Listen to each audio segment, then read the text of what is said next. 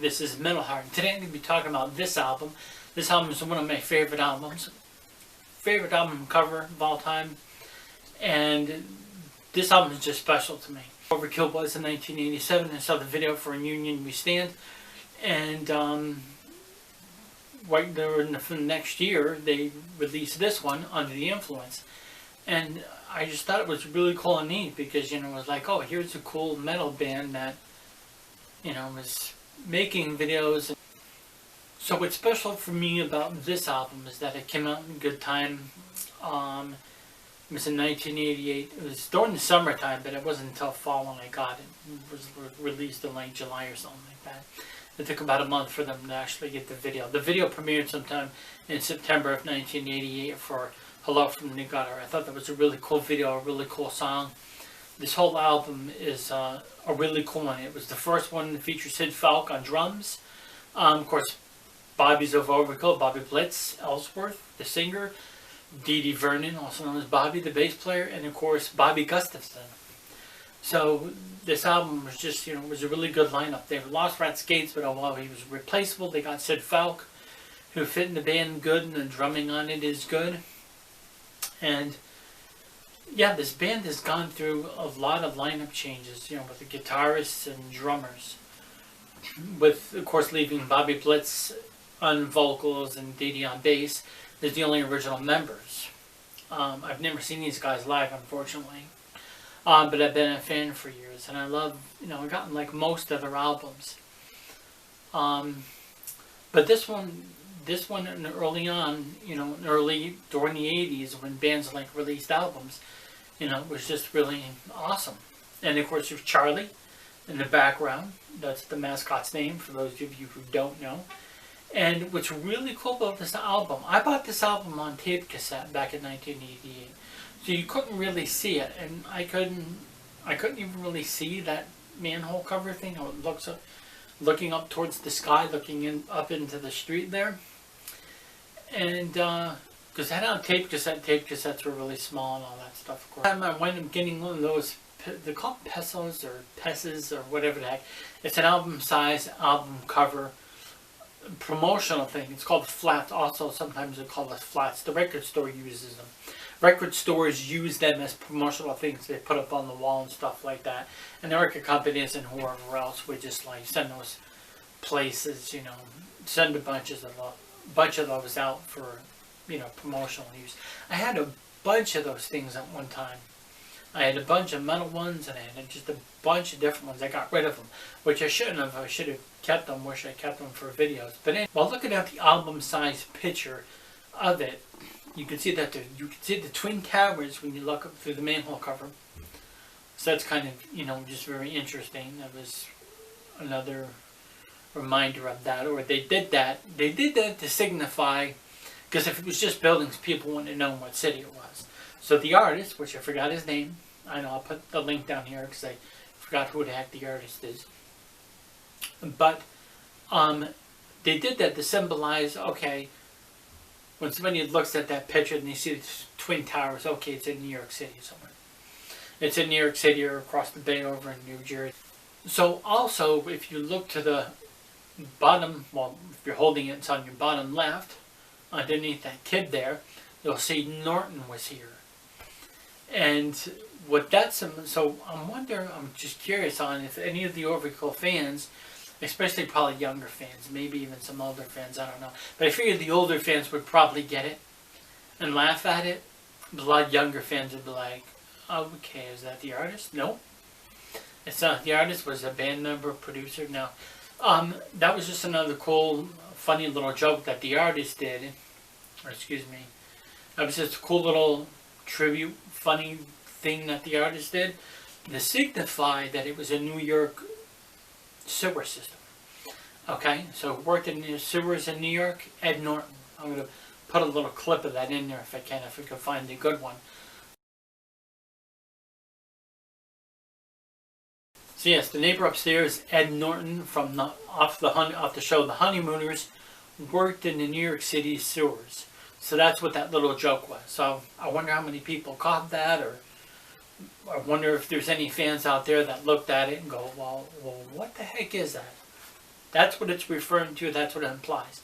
Anyways, start off with the songs Hello from the Gutter. Awesome video.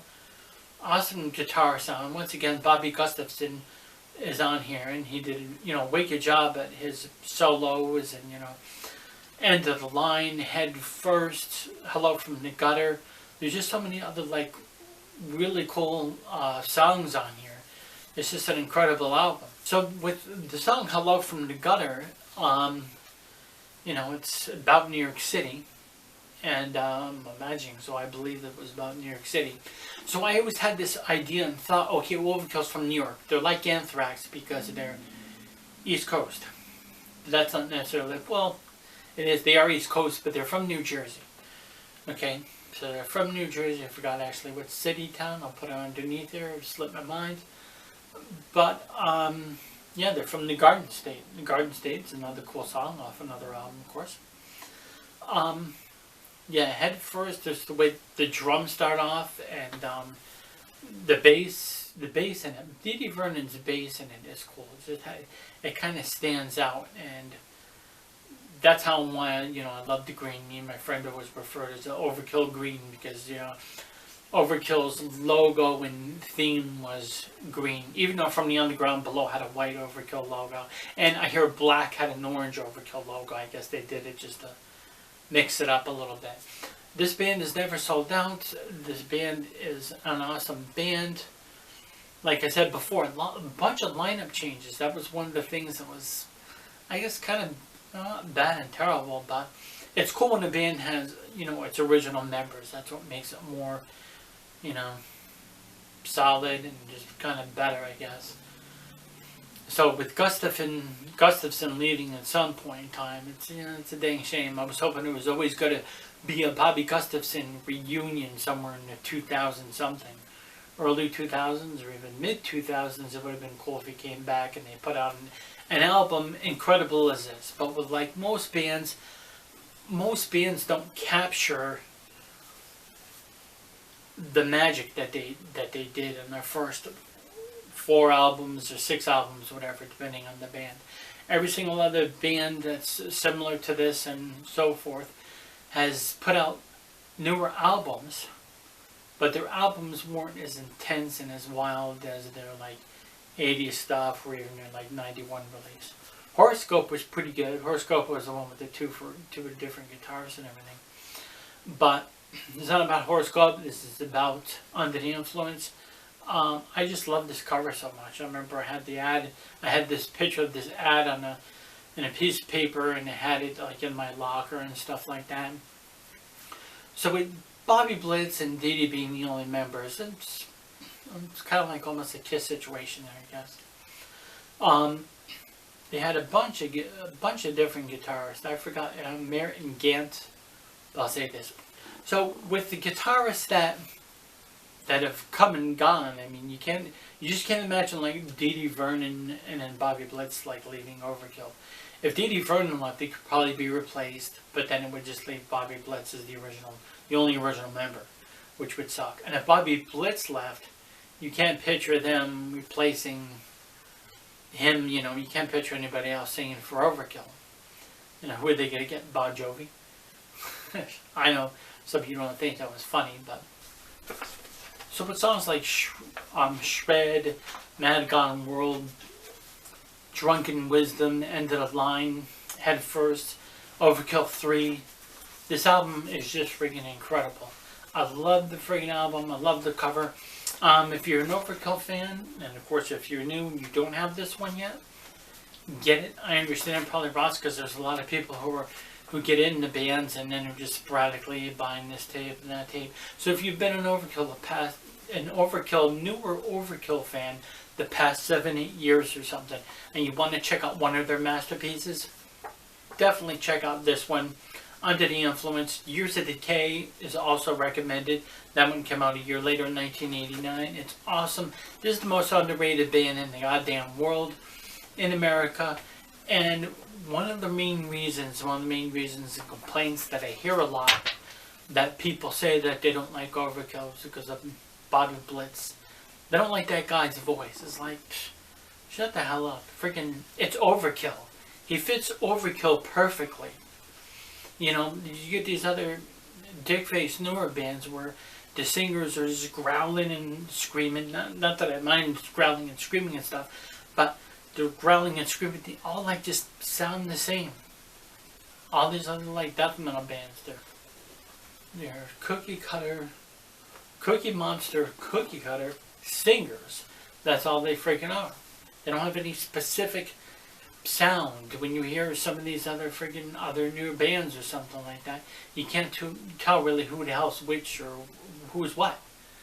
For the most part, when you hear Overkill, you know it's Overkill. When you hear Bobby Blitz's voice, you're like, okay, yep, that's Overkill. So, once again, one of the most amazing albums ever. My favorite album, one of my favorite albums, one of my favorite album covers, CD covers of all time. Overkill, check it out, and I'll see you in the next video. Thanks. Comment on this video. Thank you.